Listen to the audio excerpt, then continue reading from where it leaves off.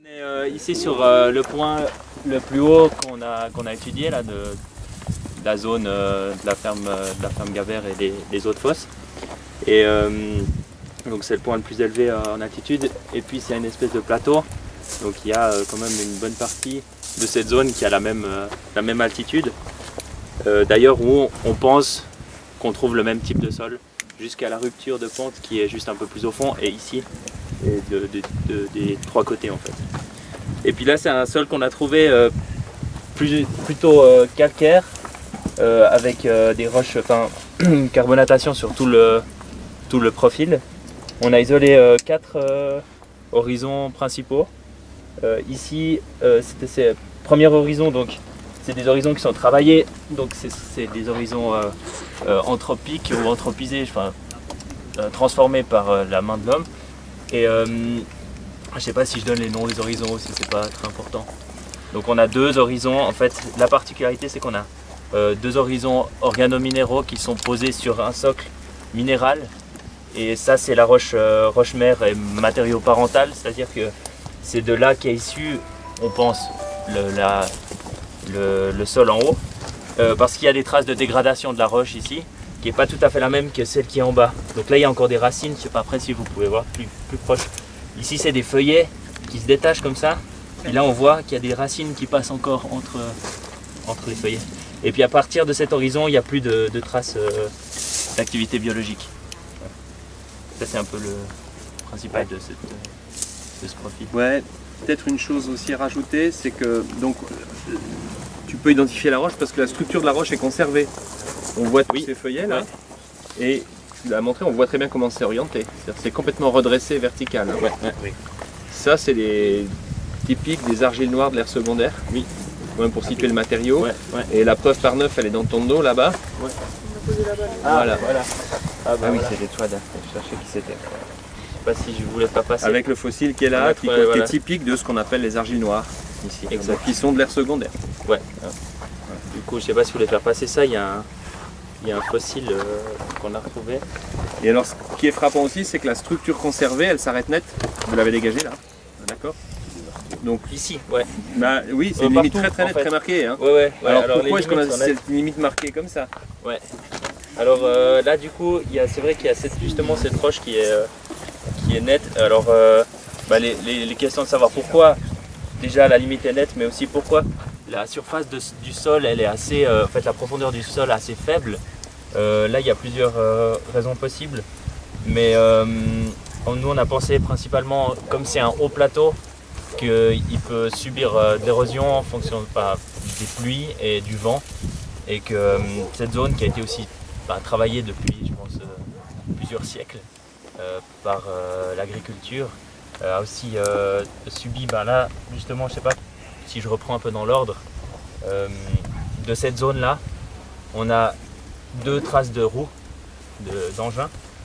Ici, c'est une trace qu'on a isolée qui était plus tassée que celle-là, donc on pense que c'est un passage plus régulier.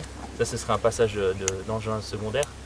Et on voit ici l'impact du passage des machines sur la roue et puis sur le premier horizon qui est ici, qui sont en fait les mêmes horizons qui sont là.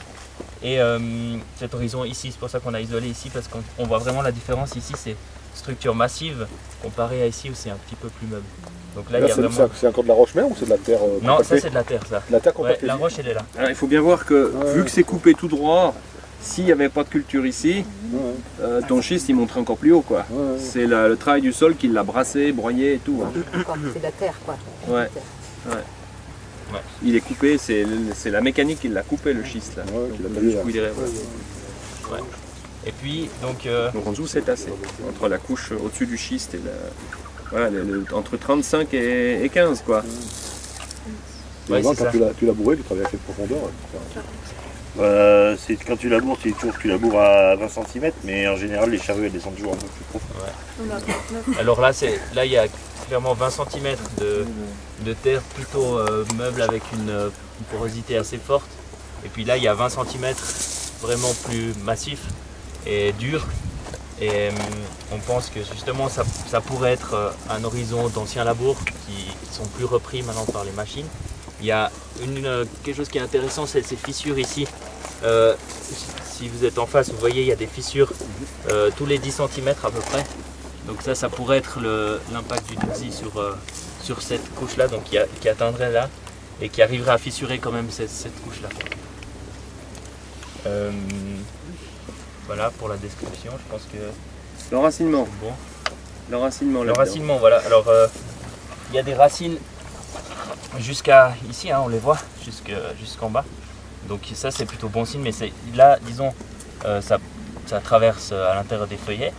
Donc elles ne sont pas libres, elles sont guidées par la structure. Ici, il y a clairement, dans cette zone un peu plus dure, les racines ont beaucoup plus de peine à passer. Il y a des fois où on voit qu'elles suivent des fissures, qu'elles font des cassures, des angles. Voilà. Et, est-ce que la limite entre les deux couches supérieures est une limite sur laquelle les racines butent? Est-ce que tu vois des racines traçantes dessus? Non, on n'a pas plus que ça. On a vu que la densité de racines est plus haute. Plus grande, oui. En haut. Après, on n'a pas pu voir qu'il y avait vraiment des cassures ici. Apparemment, les racines arrivent à rentrer, mais elles cherchent des fissures, quoi. Ici, il y a quand même pas mal de fissures verticales où elles peuvent se mettre. Et l'activité biologique, donc, principalement, ce serait les lombriques, ce que vous avez pu voir. Ouais. Alors, on n'a pas vu beaucoup. Là, il y avait dans certains endroits, ouais, quelques-uns, mais et surtout pourquoi des épigées. Ouais. Ici. Et pourquoi il n'y en aurait pas? Alors, ça peut être pour plusieurs raisons, hein, mais disons, soit la compaction est trop forte à des endroits où ils ne peuvent pas aller. Pour les anéciques, c'est des dingues, hein. Ouais, et ils pourraient passer. Ouais. Peut-être c'est le manque de matière organique qui... Pas mal. Ouais. Il en laisse beaucoup. Ouais. Le sec. Oui, je sais pas. Ouais, Le sec. Et vous croyez qu'ils aiment descendre dans le schiste? Ah non, bah non. Ah ouais. là Et en clairement hiver, pas. s'ils veulent pas geler, ils doivent être où? Ah ouais, d'accord. Ouais. Donc ils gèlent tous les hivers. Ouais. Bah ouais. Ils meurent tous les hivers. Ouais. Tout nettoyer là. Ah, ouais. Ils peuvent pas descendre en diapose suffisamment profond. Ouais, ils vont geler. Il faut qu'on leur fasse des cadavres. Regardez, ils vont tous à ça. Voilà. Donc voilà, première chose qui frappe, hein, il a dit, c'est que le profil est très peu profond finalement, puisqu'on arrive tout de suite au schiste. Hein. Les racines rentrent quand même, donc l'alimentation en eau, ça doit se faire. C'est quand même une parcelle que Thierry. Ouais. Voilà. Ça doit se faire, sauf que la réserve en eau du schiste, c'est pas grand chose. Hein. Voilà. Et puis au-dessus, il n'y a pas épais, dont la moitié est quand même encore très tassée. Voilà. Par contre, vous dites que vous n'avez pas vu de, je me permets de descendre, de racines tracées. Donc celle-là, elle était verticale avant. C'est vrai qu'on en voit pas mal qui sont passés bien droit. Hein. Ouais. Ça veut dire que quand on retirait les maths, on voyait pas que ça suivait certaines. Là, ça c'est pas vraiment où il y avait de la... Et puis bon, les patates, c'est pas une culture, Ouais, c'est à pouvoir comme ça. Ouais, c'est racine feignante. C'est vrai que ça c'est dense. Hein. C'est délicat, c'est très bien. Tout ça.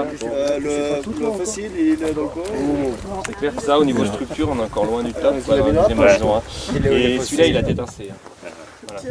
Donc là, ouais. Faut pas qu'il ait trop de poids. Donc il y a quand même un peu de racines, mais c'est pas grand chose.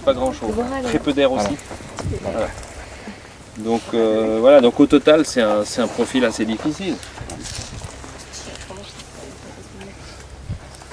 Je ne veux pas dire que c'est un tchernozem, mais voilà, mais tu y fais la pomme de terre. Elle passe. Elle passe.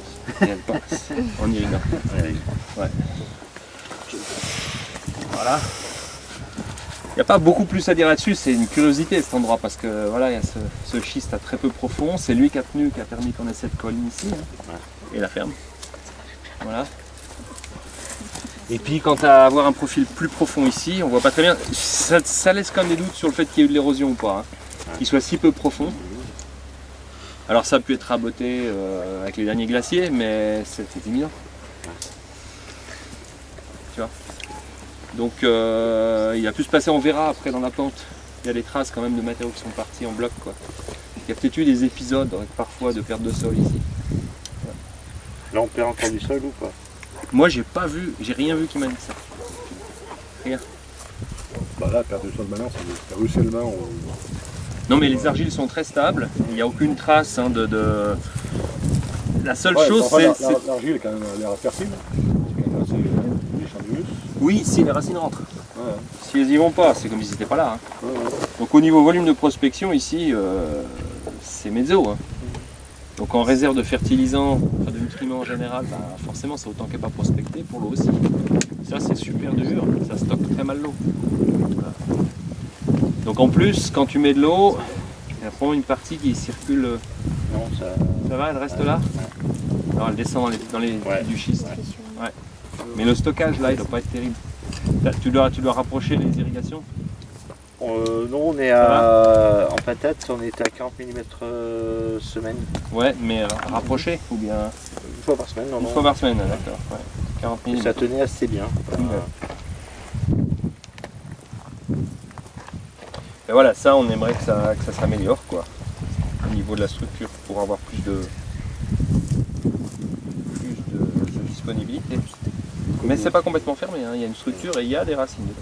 Comme on le disait tout à l'heure, c'est ce qu'on observe est à relier avec le climat de l'année, peut-être assez pluvieux, Oui. donc pas favorable à l'obtention d'une bonne structure. Ouais, c'est ça. Voilà, alors là on est sur des sols, dès qu'il y a du poids dessus, ben, voilà, vous le savez. Hein. Et puis après il faut récupérer. Faut récupérer. Et on est à la recherche de la matière organique parce qu'il y a quand même eu de l'élevage très longtemps ici. Et dans les sols un peu partout on la cherche, on se dit mais elle est passée où? Voilà, moi c'est encore autre chose. Mais tu vois, on peut avoir des fragments comme ça qui sont inclus dedans et qui vont mal se décomposer dès qu'on arrive à ces capacités-là. Voilà. Donc ça, c'est le deuxième horizon, il aurait besoin de s'alléger. Mais je pense que c'est hérité ça. Je ne sais pas si c'est entretenu par les passages que vous faites maintenant, mais je pense que c'est une compaction héritée. Ça.